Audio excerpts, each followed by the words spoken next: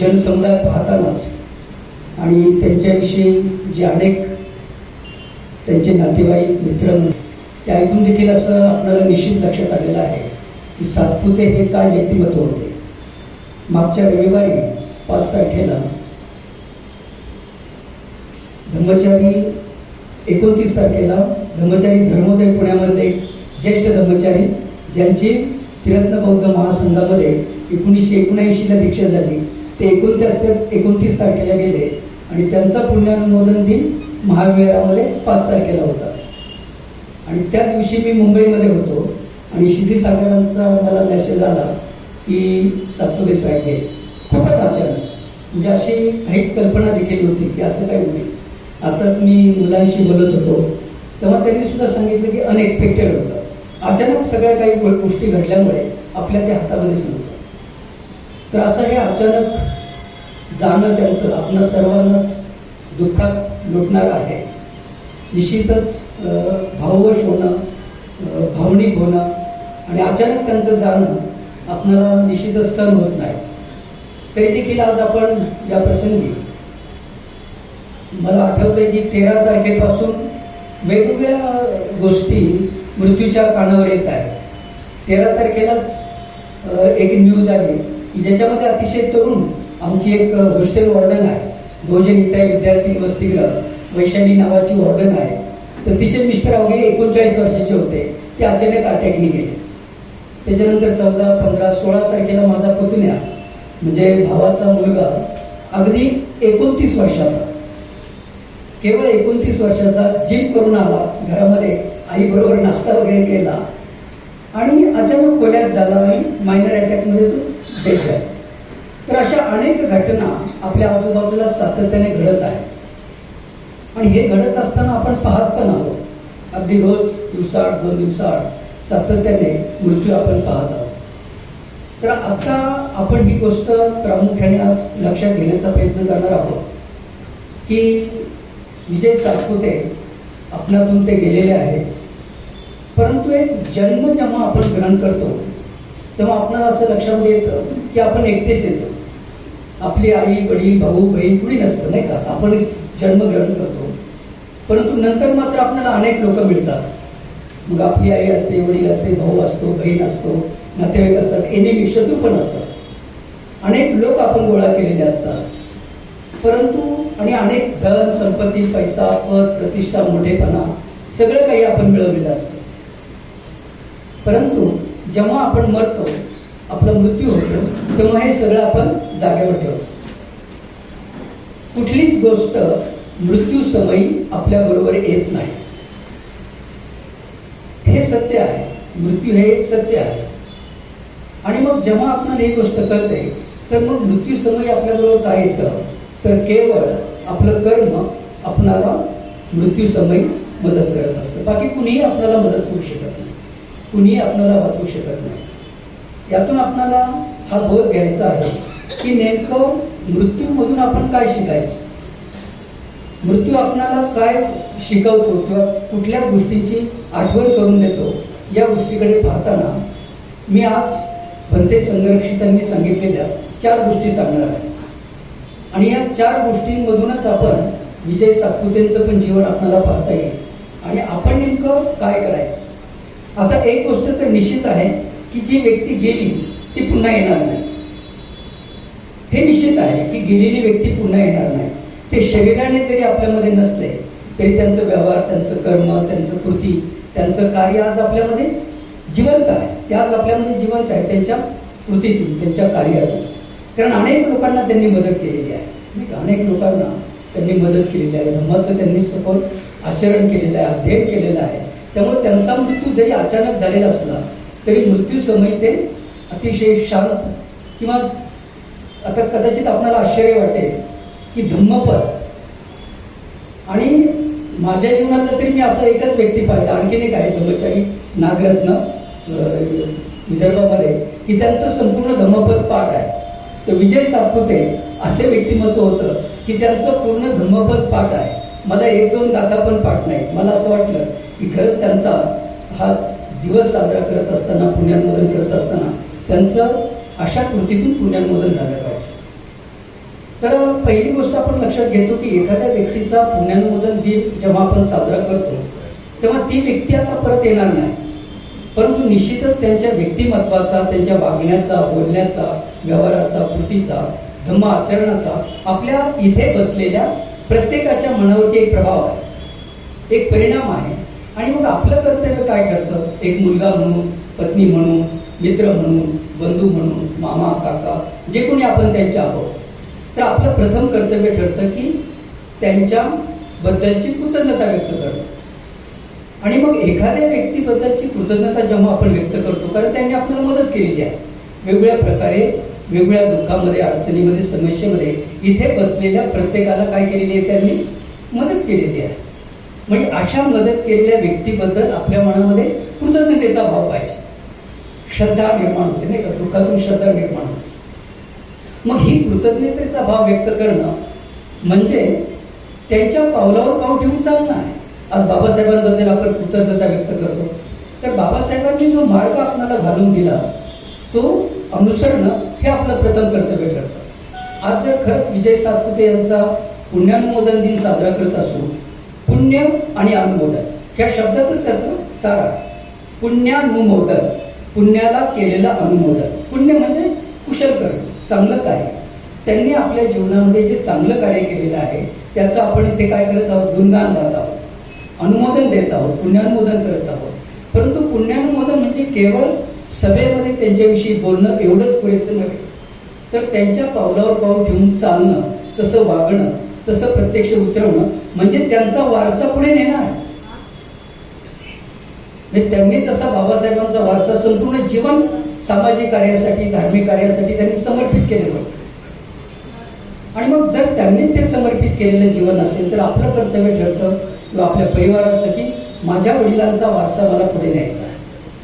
वारसा म्हणतो आपण नाही, तर हा वारसा पुढे नेण्यासाठी जर आपल्याला खरंच सातपुतेंबद्दल कृतज्ञता असेल, श्रद्धा असेल, आदर असेल, धार्मिक चळवळीबद्दल आपल्याला आदर असेल, तर 4 गोष्टी आपण लक्षात घेऊ आजच्या प्रसंगी. पहिली गोष्ट आपण लक्षामध्ये घेतली पाहिजे की मी देखील मरणारच आहे. सगळ्यात महत्त्वाची शिकवण जर आपल्याला लक्षात घ्यायची असेल तर काय आहे, तर एक दिवस मी देखील मरणार आहे. आणि आता आपण मृत्यूच्या घटना वाचत असतो, तरुण असो, म्हातारे असो, लहान असो, वृद्ध असो, मृत्यूची अनेक कारणं आहेत. कधी कधी आपल्याला असं वाटतं की मी अजून तरुण आहे म्हणजे मी जिवंतच राहणार, पण तरुणपणामध्ये पण मृत्यू होतो, अपघात आहेत, ॲक्सिडेंट आहे, वेगवेगळ्या प्रकारे मृत्यू येतच असतो.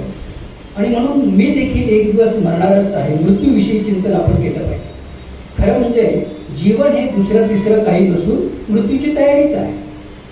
म्हणून मृत्यूच्या प्रसंगी आपण धम्मदेसना केली पाहिजे, धम्म ऐकला पाहिजे, कारण आपण ग्रहणशील असतो. अतिशय दुःखाचा प्रसंग आहे, अतिशय आपण भावनिक आहोत, कृतज्ञ आहोत. खरंच आपण आपल्या जीवनाकडे पाहतो का? पुढचा क्षण आपल्याला माहीत नाही. मगाशी मी इथे कलंडलो, जर डोक्यावर पडला असतो तर माझाही मृत्यू झाला असता. I am ready to die any time.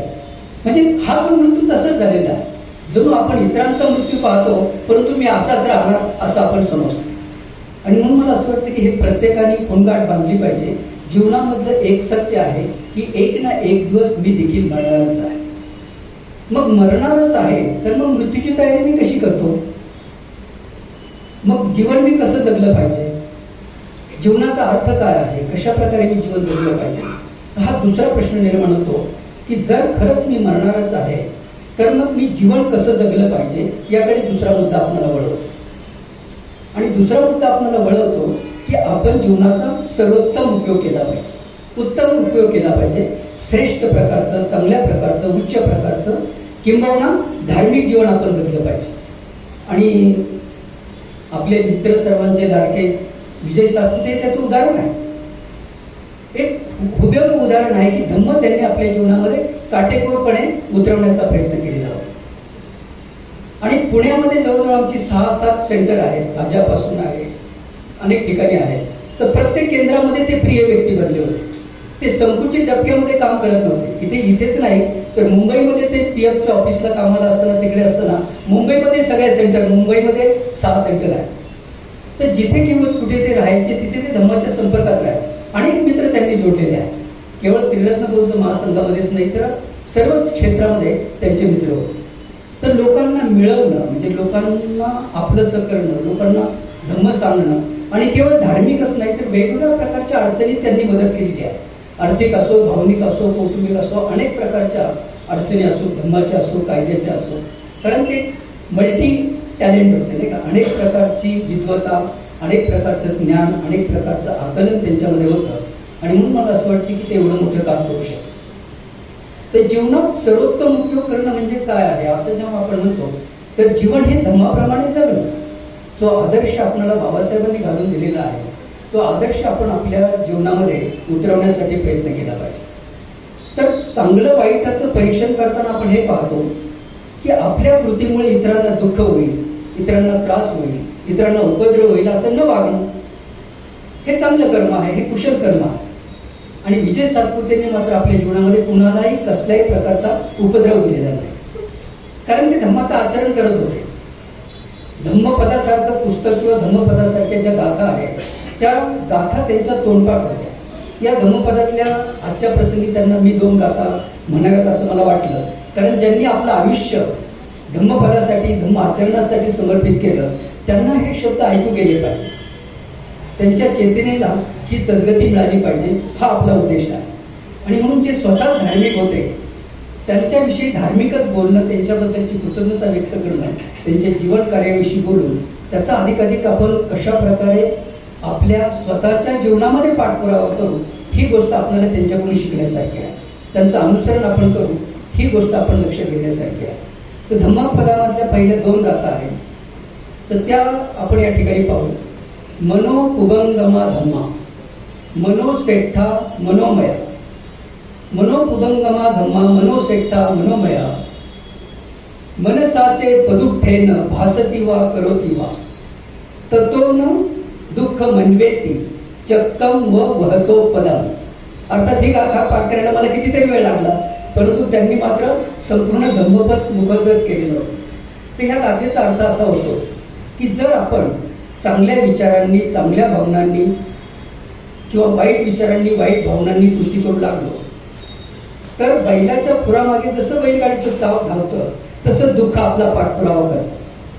आणि याच्या विरुद्ध दुसरी गाथा आहे, तर त्याच्यामध्ये पण आपण पाहतो मनोपुबंगमा धम्मा, मनोसेठ्ठा मनोमया, मनसाचे पसन्नेन भासती वा करोती वा, ततो न सुख मनवेती छाया व अनपायनी. तर म्हणजे पहिल्या गाथेचा अर्थ असा सांगितलेला आहे की जर आपण इतरांशी व्यवहार करताना, कृती करताना, वागत असताना जर वाईट विचारांनी किंवा अकुशल भावनांनी कृती करू लागलो, व्यवहार करू लागलो, तर ज्या प्रकारे बैलाच्या खुरामागे बैलगाडीचं चाक धावतं तसं दुःख आपला पाठपुरावा करतं. परंतु जर आपण आपल्या जीवनामध्ये सत्कर्म करत असू, चांगल्या विचारांनी, चांगल्या भावनांनी इतरांशी व्यवहार करू लागलो, कुशल कर्म करू लागलो, तर ज्या प्रकारे आपली स्वतःची सावली किंवा छाया सदैव आपल्या बरोबर राहते तसं सुख आपल्या बरोबर येते. तर यातून आपल्याला असं लक्षामध्ये येईल की खरोखर धम्मपदामध्ये किती गहन अर्थ होता की आपण धम्माचं आचरण करणं म्हणजे नेमकं काय.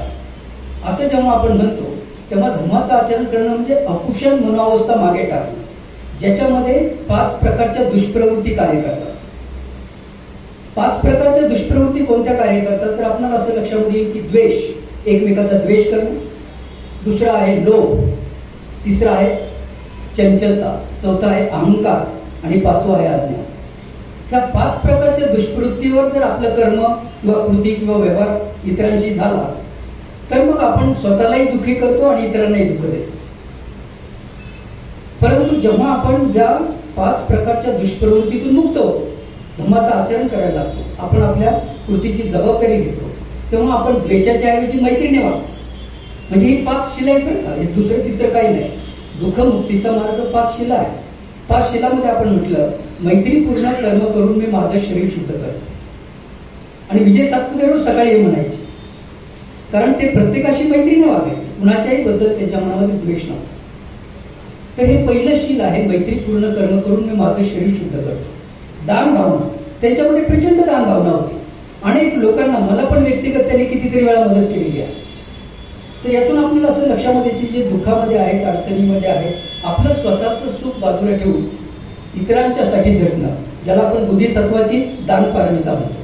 आणि ही दानपारमितेचं ते आचरण करतो. त्यामुळे लोभी प्रवृत्ती, मी, माझा संसार, माझं घर, माझा पैसा, माझं धन असं न पाहता समाजासाठी ते झटलेले आहे. हा एक मोठा आदर्श त्यांनी आपल्या समोर ठेवलेला आहे, दानाचा. नाही, त्याच्यानंतर चंचलता नाही, अजिबात स्थिर, ध्यान, साधेपणाचं पालन, आचरण करणं, वर्गाला जाणं, शिबिरांना जाणं, इतरांना मदत करत राहणं, असा एकही वर्ग त्यांनी चुकवला नाही. मग एकही कार्यक्रम असो, बालवाडीत असो, माणुसकीला असो, कॅम्पामध्ये असो, म्हणजे एक संकुचित टप्प्यामध्ये ते काम करत नव्हते, तरी व्यापक प्रकारे ते काम करत होते. कारण धम्माची बैठक त्यांची चांगली असल्यामुळे ते एक प्रकारे अतिशय स्थिर आणि शांत होते. अहंकार अजिबात नव्हता, नम्र होते. जेव्हा कधी ती प्रवचन ऐकायचे त्यावेळेस मग प्रवचनांचं समीक्षण लिहून काढायचे. दुसऱ्या दिवशी लगेच मला फोन करायचे आणि आदित्य बुद्धी मला हे अडलेलं आहे, तुम्ही खूप चांगलं एक्सप्लेन केलं, पण मला हे असं आहे, ते तसं आहे, माझ्याकडून काही चूक व्हायला नको, तुम्ही सांगितलं आणि मी भलतंच काहीतरी लिहायचो. तर घरी येणार, चेक करणार, पुन्हा ते लिहून काढणार, परत टायपिंग करणार, परत घरी येणार. तर एक प्रकारे उचित प्रकारे संदेश लोकांपर्यंत जावा, कुठल्याही प्रकारचं मिसअंडरस्टँडिंग, गैरसमज आपल्यामुळे होऊ नये, अशा प्रकारची ते दक्षता ते बाळगत होते. तरी ही नम्रता जी आहे, त्यांच्याकडे जरी विद्वता होती तरी नम्रता पण तितकीच होती. ही नम्रता मी त्यांच्याकडे पाहिजे. आणि शेवटची गोष्ट आपण पाहतो की अज्ञान होतं, कारण धम्माचा ते अभ्यास करत होते. तर सर्वसाधारणतः आपल्याला असं लक्षामध्ये येतं की ह्या 5 प्रकारच्या दुष्प्रवृत्तींनी ज्यांच्या जीवनात थारा नाही, म्हणजे द्वेषाला थारा नाही, लोभाला थारा नाही, चंचलतेला थारा नाही, अहंकाराला थारा नाही ना अज्ञानाला थारा नाही, त्याऐवजी ते कसं जीवन जगत होते? सर्वांशी मैत्री, दान, समाधान, नम्रता आणि प्रज्ञा यावर आधारित त्यांचं जीवन होतं. आणि म्हणून मला असं वाटतं की जीवनाचा सर्वोत्तम उपयोग करणं म्हणजे धम्माप्रमाणे आचरण करणं. आज खऱ्या अर्थाने त्यांच्याबद्दल कृतज्ञता व्यक्त करत असताना मला व्यक्तिगत असं वाटतं की खरोखर त्यांच्या पावलावर पाऊल ठेवून चालणं म्हणजे अधिकाधिक धम्माचं अनुसरण करण्यासाठी आपण गंभीरपणे विचार केला पाहिजे. शील, समाधी, प्रज्ञेचे ते आचरण करत होते. शिलांचं आचरण करणं, ध्यान साधना करणं, प्रज्ञेचा विकास करणं, सातत्याने धम्माचा अभ्यास करत राहणं, अशा प्रकारे बौद्ध जीवन मार्ग हा त्यांच्या एक रक्तामध्ये, त्यांच्या नसानसामध्ये भिनलेला होता. आणि म्हणून पहिलं, जसं आपण पहिली गोष्ट पाहिली की मृत्यू अटळ आहे, तो आपल्याला येणारच आहे. तर दुसरी गोष्ट आपण शिकलं पाहिजे ती म्हणजे की जीवनाचा सर्वोत्तम उपयोग केला पाहिजे. जो श्रेष्ठ मार्ग आपल्याला बाबासाहेबांनी दिलेला आहे त्याचं आपण अनुसरण केलं पाहिजे. आणि विजय सातपुतेंबद्दल कृतज्ञता व्यक्त करताना खरोखर हे सद्गुण त्यांनी सांभाळले होते. पण त्यांचे कुणी शत्रू नव्हते, सर्वांशी ते मैत्रीपूर्ण राहत होते आणि सर्व प्रकारचे जे आचरण आहे ते खूप चांगल्या प्रकारे ते करत होते. ही दुसरी गोष्ट आपल्याला त्यांच्या ज्ञानमोदनातून पाहायला मिळते. तिसरी गोष्ट आपण पाहतो की आपल्यातले कलह मिटवले पाहिजे. मृत्यूतून आपण काय शिकायचं? आपण आपल्या भावाशी भेटत बोलत नाही आणि उद्या आपल्याला माहित नाही आपण आहोत की नाही. नंतर आपल्याला अचानक दुःख व्हायचं, अरे मी त्याच्याशी बोललो नाही, मी त्याचं मिटवलं नाही. पण सगळ्यात महत्वाची गोष्ट काय असेल, आपली भांडणं किंवा कलह न पिटण्याचं कारण काय आहे? 3-4 कारणं आहेत भांडणाची. नाही, एक तर पहिलं कारण आहे भांडणाचं मिसअंडरस्टँडिंग. एकमेकाबद्दलचे गैरसमज प्रचंड प्रमाणात असतात. त्यामुळे माणसामध्ये तणाव, कलह, संघर्ष, भांडणं आपल्याला कुटुंबामध्ये, देशामध्ये, जगामध्ये सर्वत्र पाहायला मिळतात. तर पहिलं कारण आहे गैरसमज. हे भांडणाचं पहिलं कारण आहे, ते आपण लक्षामध्ये घेण्याचा प्रयत्न केला पाहिजे. कुठल्याही प्रकारचे आपसामध्ये गैरसमज असता कामा. दुसरी गोष्ट आहे पूर्वग्रह, प्रिज्युडाइज माइंड. एखाद्याबद्दल आपल्या मनामध्ये जे काही पूर्वग्रह असतात त्या माध्यमातून आपण त्यांच्याशी ग्रहणशील राहत नाही. चौथी गोष्ट अहंकार, म्हणजे आपल्यामध्ये मी कुणीतरी श्रेष्ठ आहे. चौथी गोष्ट आपण पाहतो की आपलंच म्हणणं सगळ्यांनी ऐकलं पाहिजे, मी म्हणतो तेच बरोबर आहे, इतरांचं नाही, ग्रहणशील नसणं. तर आपल्या भांडणाचं सगळ्यात महत्वाचं कारण काय असेल तर अहंकार आहे. आणि अहंकारामुळे माणूस काय करतो? स्वतःला श्रेष्ठ समजतो. 3 प्रकारचे अहंकार आहेत. मी श्रेष्ठ आहे, तू कनिष्ठ आहे, हा अहंकार, अहमगंड. दुसरा न्यूनगंड, तू श्रेष्ठ आहे, मी कनिष्ठ आहे, स्वतःला कमी लेखणं, न्यूनगंड. अहमगंड, न्यूनगंड. नाहीतर तिसरा गंड समगंड, तो आणि मी सारखाच आहे, त्याच्यात माझ्यात काय फरक आहे? तर अहंकारामुळे माणसाची अधोगती होते. आणि विजय सातपुतेंकडे मी जेव्हा पाहतो, माझे मित्र म्हणून जेव्हा आम्ही एकत्र पेसा भेटायचो, बोलायचो, अनेक कार्यक्रम आम्ही एकत्र केले, मी अनेक वेळा त्यांच्या घरी गेलो, ते अनेक वेळा माझ्या घरी आले. परंतु जेव्हा जेव्हा मला असं वाटायचं की त्यांच्यामध्ये प्रचंड कमालाची नम्रता, विनम्रता, एवढं ज्ञान होतं, एवढं हे होतं, परंतु गची बाधा नव्हती. आणि आपल्या विकासात महत्वाची बाधा येते ती गची. मी कुणीतरी विशेष आहे, मी कुणीतरी वेगळं आहे, मला सगळं कळतं आणि आपण इतरांना कमी लेखतो. तर अहंकारामुळे माणूस एकमेकाचं ऐकत नाही, अहंकारामुळे माणूस इतरांबरोबर काम करू शकत नाही, अहंकारामुळे माणूस अगदी गर्वाने फुगलेला असतो आणि त्यामुळे तो धम्म सांगू शकत नाही, इतरांना मदत करू शकत नाही. तर ठीक, आणि आपल्यामधली भांडणं मिटत नाही. कारण मी का पुढाकार घेऊ, मी मोठा आहे, मी श्रेष्ठ आहे, तो कनिष्ठ आहे, मी सिनियर आहे, तो ज्युनियर आहे, मी शिकलेला आहे, तो अडाणी आहे, मी पुरुष आहे, ती स्त्री आहे, मी पती आहे, ती पत्नी आहे. बाबासाहेबांनी धम्मसमतेचा सांगितलं आणि आम्ही मात्र सतत विषमता एकमेकाची बाळगत असतो. विजय सातपुतेकडे मी पाहतो की ते परिवारामध्ये असो, घरामध्ये असो, सेंटरमध्ये अतिशय हसरं व्यक्तिमत्व, अतिशय सहजता.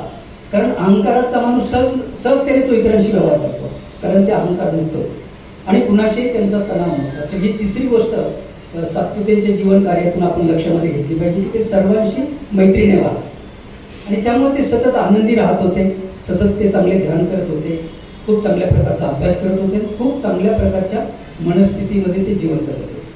आणि शेवटचा मुद्दा आहे, आपण काय शिकायचं, तर आपण स्वावलंबनाकडे वळलं पाहिजे. खरं म्हणजे पती पत्नी, आई वडील, मुलं, आपण सगळे जेव्हा एकत्र राहतो तेव्हा आपल्याला हेच कळत नाही की कोणाचा कधी मृत्यू होणार आहे. कधी माझा मृत्यू होईल तर कधी माझ्या पत्नीचा होऊ शकतो, कधी माझ्या मुलाचाही होऊ शकतो. आता माझा मुलाची तब्येत बरी नाही करत, म्हणजे anything can happen any time. आपण नेहमीच धरून चालतो की आपण आत्ता नाही, आपल्याला अजून आयुष्य आहे. परंतु मृत्यू जेव्हा कधी येणार आहे तर आपल्याला यातून ही गोष्ट प्रामुख्याने शिकली पाहिजे की आपण एकमेकावरती अवलंबून राहता कामा नये. पती अचानक गेले तर पत्नी दुर्बल बनते, कारण ती अवलंबून असते, किंवा पत्नी अचानक गेली तिच्यावर तो अवलंबून असेल तर तो दुःखी होतो. आपण मुलावर अवलंबून असतो. आता एक मध्ये डॉक्टर बोलले, खूप चांगलं बोलले नाही का, मी माझ्या मुलांवर अवलंबून नाही. खरं म्हणजे हे बौद्ध धर्म हे शिकवतो की जर वियोग, ज्याला आपण म्हणतो, म्हणजे जीवन वियोग धर्मी आहे, कुठल्याही क्षणी कुणालाही कुठल्याही क्षणी जावं लागणार आहे, तर मग आपण एकमेकावरती अवलंबून एकमेकाला दुःख देणार.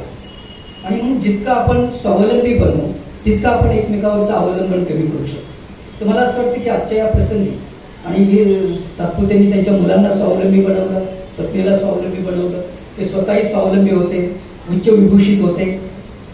प्रॉव्हिडंट फंडामध्ये त्यांचं कार्य होतं, काम होतं, तिथे पण त्यांनी अतिशय इमानी इतबारी काम केलं. नोकरी सांभाळून समाजासाठी, देशासाठी, लोकांसाठी ते झटलेले आहेत. सर्वस्वाचा त्यांनी त्याग केलेला होता. तर अशा अनेक गुण संपन्न व्यक्तिमत्वाचा खरंच आपण पुण्यानुमोदन दिन साजरा करत आहोत. ही एक फार महत्त्वपूर्ण घटना आहे. तर आजच्या या त्यांच्या पुण्यानुमोदनातून मला असं वाटते की आपण या 4 गोष्टी सातत्याने लक्षात ठेवल्या पाहिजे की कुठल्याही क्षणाला मी जाणार आहे, तर मग मी जीवनाकडे कसं पाहिलं पाहिजे. माझ्यामधल्या ज्या काही नकारात्मक गोष्टी आहेत, मग लोभ असेल, द्वेष असेल, अहंकार असेल, अज्ञान असेल, तो मी कसा घालवला पाहिजे. अधिकाधिक मी धम्माप्रमाणे जीवन कसं जगलं पाहिजे. जीवनाचा सर्वोत्तम उपयोग करायचा असेल तर बुद्ध धम्मसंघ आणि शरणगमन किंवा प्रतिज्ञाबद्धता, शिलाचरण या गोष्टींना मी प्रथम स्थान दिलं पाहिजे. आणि तिसरी गोष्ट, माझे संबंध सर्वांशी मी चांगले केले पाहिजे. माझं कुणाशी संघर्ष आहे, कलह आहे, तणाव आहे, भांडण आहे असं न होता मला सर्वांशी गुण्यागोविंदाने आनंदाने जगता आलं पाहिजे. तर आपले सर्व प्रकारचे कलह, तणाव आपल्याला मिटवून अधिकाधिक चांगलं जीवन आपण जगलो तर आपण आपल्या मृत्यूची चांगली तयारी करू शकतो. खरं म्हणजे जर आपण खूप मनावस्थेमध्ये विचित्र असलो तर मृत्यू समय आपल्याला त्रास होणार. पण जर आपलं मन अतिशय स्थिर असेल, शांत असेल, तर मृत्यू समय आपल्याला मृत्यू चांगला येऊ शकतो, सद्गतीकडे आपण जाऊ शकतो. आणि म्हणून जितकं आपलं कुशल कर्म अधिक, तितका आपला मृत्यू अधिक चांगला येऊ शकतो. आणि हीच गोष्ट मला असं वाटते की आज आपण त्यांच्या पुण्यानुमोदनातून शिकावी. आणि पुन्हा एकदा आपण सर्वांनी मला ही धम्मदेशना देण्याबद्दलची विनंती केली. मला व्यक्तिगत त्यांना भेटून, त्यांच्या परिवाराला भेटून दुःख झालं, परंतु अंतिमतः ही गोष्ट आपण स्वीकारलीच पाहिजे की ते आता आपल्याला मिळणार नाही, ते शरीराने आपल्याला मिळणार नाही, परंतु त्यांनी मात्र त्यांचा धम्माचा वारसा आपल्यासाठी फार मोठा खजिना ठेवलेला आहे. आणि आपण सर्वजण, त्यांचे मित्र, नातेवाईक हा संकल्प करूया की त्यांच्या जाण्यानंतर त्यांच्या पावलावर पाऊल ठेवून चालूया. त्यांच्या प्रतीची कृतज्ञता व्यक्त करण्यासाठी आपण सर्वजण पुन्हा या चांगल्या धम्मकार्यासाठी प्रतिज्ञाबद्ध होऊया. हीच मला असं वाटतं की खऱ्या अर्थाने त्यांना श्रद्धांजली आहे. इथेच मी त्यांच्या प्रती श्रद्धांजली अर्पण करतो आणि आजचं हे धम्मदेशना इथे थांबवतो. नमो बुद्धाय. जय. कल्याण मित्र होतो. आमच्या वरचेवर गाठीबिठी व्हायच्या, मी त्यांच्या घरी जायचो. खरंच सांगितलेले खरोखर सातपुते भीमसैनिक होते आणि भीमसैनिक असताना सुद्धा गरिबांच्या प्रती त्यांच्यामध्ये जबरदस्त कणव होते, करुणा होते. मदत करायचा, गरीब कुटुंबातील लोक आहेत म्हणून आम्ही प्रत्यक्ष पाहिलेलं आहे. आणि असं जरी असलं त्यांची मैत्री पण फार चांगली होती. त्यांची मैत्री फक्त काळेवाडी, पिंपरी, पुणे या ठिकाणी नाही, त्याचा आदित्य गुरुजींनी सांगितलं की ते मुंबईला गेले, मुंबईच्या केंद्रामध्ये सुद्धा त्यांची मैत्री असायची. परत आम्हाला भेटण्याने दुःख व्यक्त करण्याने मी साक्षीतील ना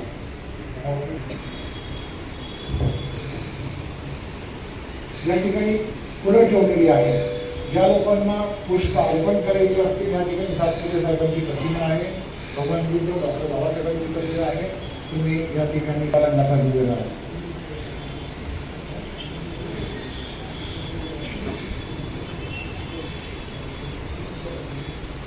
श्रद्धांजली वाहण्यासाठी आपण सगळ्यांनी 2 मिनिट उभं राहायचं.